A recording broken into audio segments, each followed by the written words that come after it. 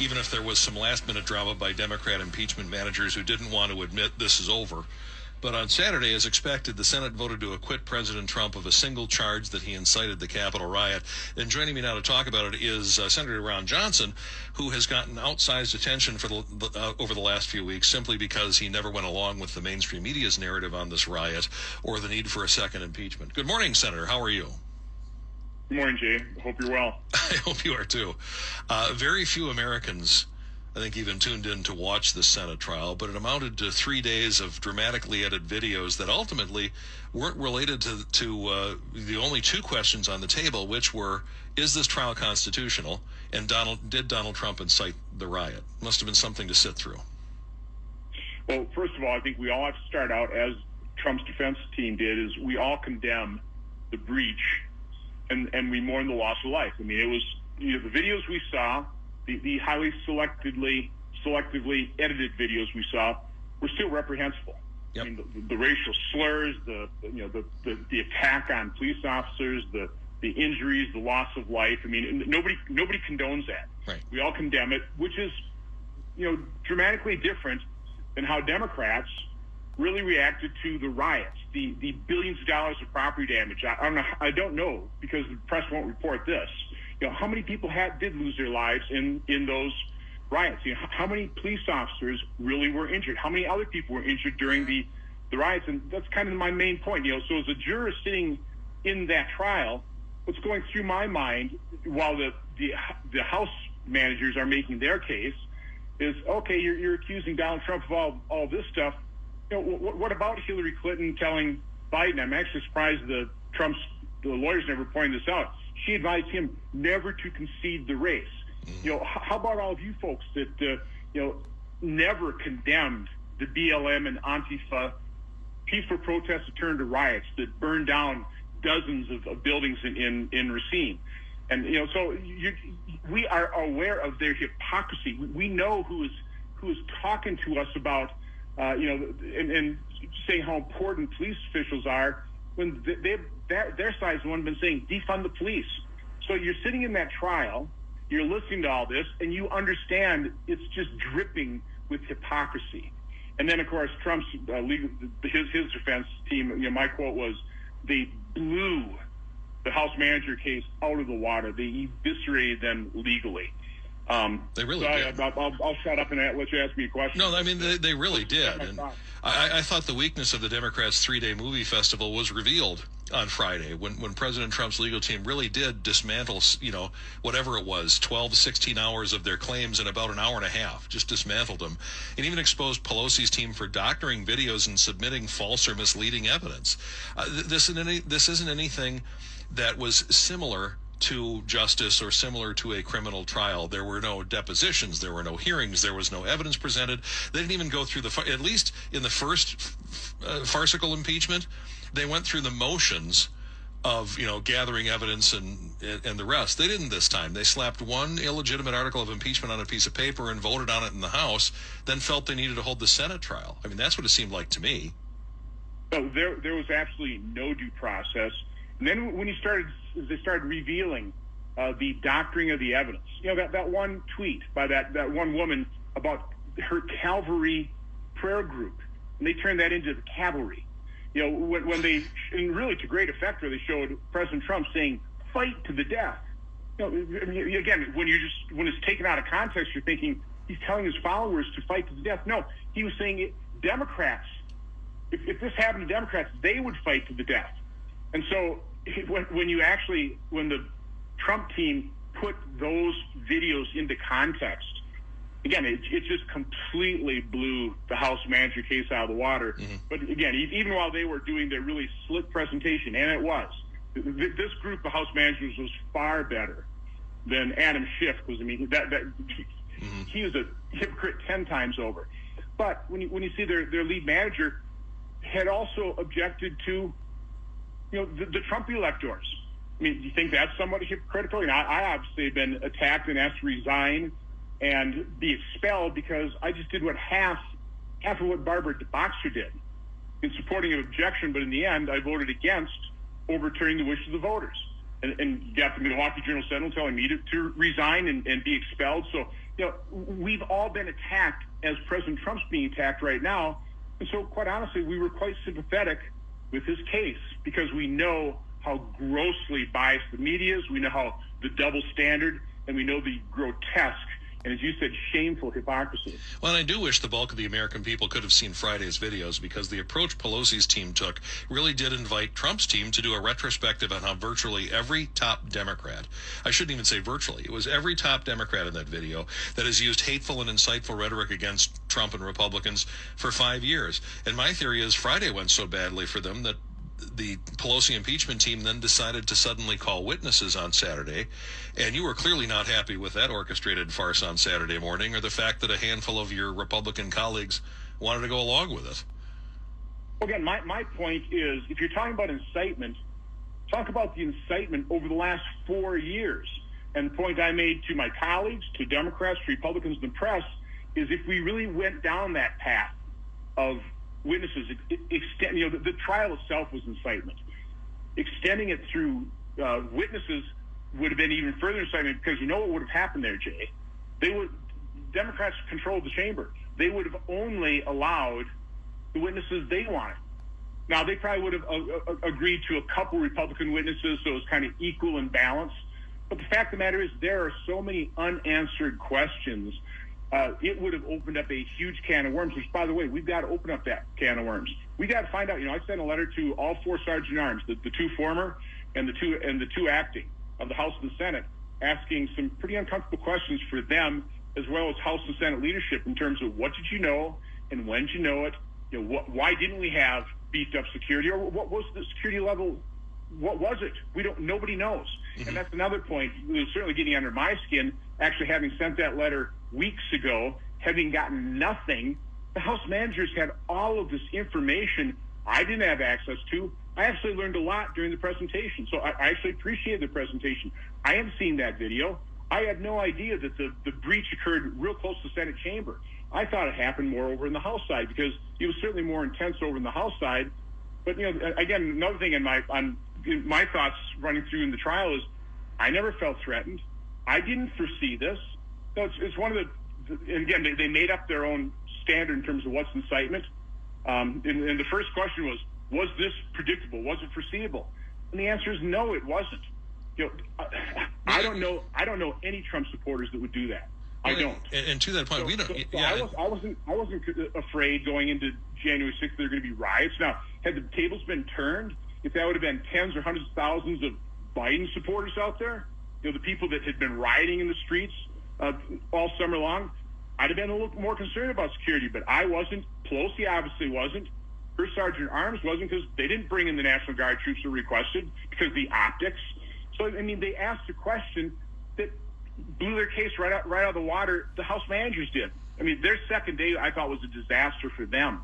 They undermined their own case. Yeah, and I was just going to ask, you really must have been surprised to learn that Pelosi and her House leaders had been sitting on all this never-before-seen videotape that could have been helping investigators for the last several weeks. The FBI has very quickly made it clear, that some of the breaching of the Capitol has been orchestrated, and this was pre-planned. Well, that completely erases their incitement charge, their reason for impeachment. So I think they intentionally didn't wait around to see what really happened here. But I've got to ask, go ahead. Go ahead. I was going to say, it's particularly galling to me when I've been trying to get this information, and you realize there's a lot of information there. Jay, I can't even get the acting Sergeant of Arms on the House side. So that person reports to Pelosi. That acting Sergeant of Arms won't even let me know whether they passed on my letter to the former Sergeant of Arms, because I don't have their address. I don't have their contact. They won't even tell us that. Oh. And yet they're basically giving them all this file footage and helping them edit it and digging all this information up, which even during the course of the trial changed. There was no due process. This isn't even close to a legal proceeding. Well, but 7 Republicans did vote to convict Trump of inciting the riot. What's your response to those votes, or your argument to those colleagues? Well, it was, Leader McConnell said it's a vote of conscience, so I guess those people voted their conscience, and they just don't have the same viewpoint I have. And I listened to Lindsey Graham yesterday on Fox News Sunday, And I pretty well associate myself with his comments. I mean, you've got Leader McConnell voting not guilty, not to convict, but then just providing a scathing speech on the floor of the Senate that does not reflect, I think, the majority of our conference. So I haven't done a whip check to find out exactly how everybody thinks, but you can kind of put two and two together by the votes. And so you got our leader out there really representing himself, and that's his right to do. But at the same time, he has to realize, as our leader, what he says reflects on us. Right. He's representing the entire caucus. I didn't particularly like it. What? He's representing the entire caucus, yeah. So you obviously didn't like him stepping up and saying it. Where do you think this leaves the Republican Party? Because you have, again, the mainstream media just feeds off this stuff. One of their big narratives today as well, this has at least further divided the Republican Party. I mean, look at Mitch. No, and from our standpoint, we've got to understand what is at stake here. We have to take a look at the radical agenda that is going to be enacted now. There's not much we can do about this, either through regulatory reform, regulatory putting that into hyperdrive again, increased regulations, and what they'll do through reconciliation. So we need to realize that's going to be the consequences of us losing this election.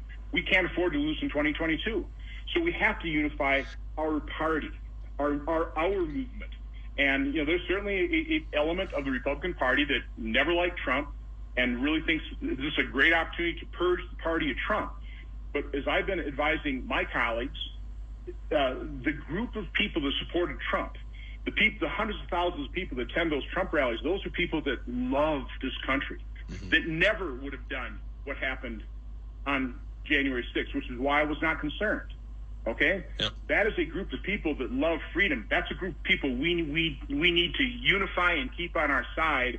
And listen, I've never defended everything that Trump does. He's a New York street fighter. We're Wisconsin nice. Totally different types of attitude, but we all recognize he was willing to, and I hate to use the word, I can't use it, fight for freedom, fight for this country.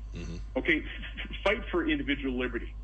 And that's what we have to continue to do. And again, it rubs some people in the Republican Party the wrong way. I think they think this is an opportunity to purge our movement of any semblance of any connection to Trump again. They're just wrong. Yep. Wrong. Yep. Because if you take a vote, it's going to be 90% plus that support Trump supporters versus those that that's right, support the Lincoln Project. Grifters, as you call them. That's right. $519 million is the latest estimate on what it has cost us to have our National Guardsmen sitting around Washington, D.C. Maybe in the wake of the Capitol protest, I get the call, to call some of these National Guardsmen, and I do think we went overboard. They're there till March 1st, and there's already been talk of keeping them there longer. I just think first of all, it's an ugly look, but it's also completely unnecessary, isn't it? I mean, what are your thoughts on a militarized Washington, D.C. since this Capitol riot happened? Well, unless there's some threats that they're not briefing me about, I called for the removal of the fence. I mean, I think I've basically described what's happening here. This is Nancy Pelosi. This is Chuck Schumer's way of communicating to America that 74 million Americans that voted for Donald Trump are potential domestic terrorists and armed insurrectionists, and we need to be protected from them. I mean, that is what they're willing to spend $500 million, $1 billion, whatever it takes to make that point. And that's really what the trial was about as well. One thing, and this will get me in trouble, but I don't care. Again, I condemn what happened. I mean, it was reprehensible. Never should have happened. But there were groups of agitators that were at the tip of the spear that caused that. Not the tens of thousands of Trump supporters who would never even contemplate that. And quite honestly, where the video was edited, where people were helping police, okay? But the fact of the matter is, this didn't seem as like an armed insurrection to me. I mean, armed, when you hear of armed, don't you think of firearms? Here's questions I would have liked to ask. How many firearms were confiscated? How many shots were fired? I'm only aware of one, and I'll defend that law enforcement officer for taking that shot. It was a tragedy, okay? But I think there was only one. You know, if that was a planned arms direction, man, you're really a bunch of idiots. Yeah. Because you know, I would like to know. I would like to know what pockets of planning did occur versus what was just people that came afterward and thought, "Oh, the Capitol's open. We're protesting in the Capitol now." Because you watch that video, and all sorts of people were just. I mean, there were tens of thousands of people there to protest, yes, but they were just there to enjoy the day and protest peacefully. And once people were streaming up the Capitol steps, once it was opened by the insurrectionists or whatever you want to call them, I think you did have all sorts of people that, oh, the Capitol's open, and we're just going to protest in here now. There were all sorts of people who didn't have a malicious intent that then followed into the Capitol and made it look even worse. I'd like to know what was organized versus what wasn't, because, as you say, it was all inexcusable. But there are differences there. And I'm trying to think, you know, at what point did I think this was way worse than I thought it was, sitting in the Senate chamber thinking a couple of idiots broke in, and, you know, police have to take care of them. I mean, I'm sitting back in my office watching video of the armed insurrectionists staying within the lines inside the Capitol. You know, they're not even venturing outside of the roped areas, right? I'm seeing a bunch of people milling about. It wasn't until I really saw the video in the trial that you really saw, what was happening and how officers got injured. You know, here's a question: Officer Sicknick, you know, tragic death. Yeah. But for a month, we've been told he was killed by a protester hitting him with a fire extinguisher. Now, we saw in the video a fire extinguisher being thrown at law enforcement, but now we know that Officer Sicknick, that's not how he died. We don't know how he died. This is a month and a half later, and we don't know how he died, but apparently there's an autopsy. He went to a coroner. I mean, I think we have confirmed there's no blunt force trauma against his body. Why didn't the coroner immediately release the true cause of death when you had the story out there that he was bludgeoned to death by a fire extinguisher? Yeah, the New York Times just today is retracting their story that he was killed by the fire extinguisher. Yeah. Well, today. Yeah, just today. We have to leave it there, but I share your frustration, and I thank you for being on, sir. Take care, bye. Senator Ron Johnson here on WISN.